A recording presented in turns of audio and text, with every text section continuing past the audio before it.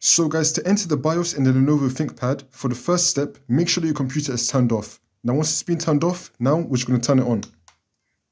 As it's turning on, you want to spam F1 on your keyboard. Keep on pressing F1 on your keyboard. Just keep on pressing it, don't stop. That will now take us into the BIOS.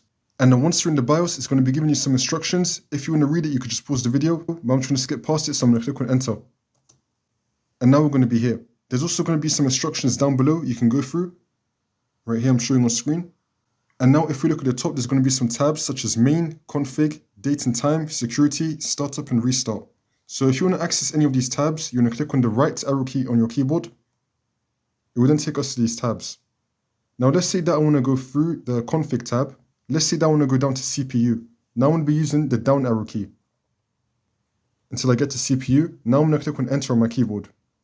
And now if I wanted to change any of these settings, I could, just by clicking on enter, and then I could just change it right here. And now if you want to exit out of the BIOS, you want to click on F10 on your keyboard. But first I'm just going to get out of this, so I'm going to click on escape on my keyboard until I'm here. Now I'm going to click on F10 on my keyboard because I want to exit onto Windows again. So I'm going to click on F10 on my keyboard, and now this will come up. Now I'm going to click on enter, and it's now going to take me back into Windows. That's how you do it.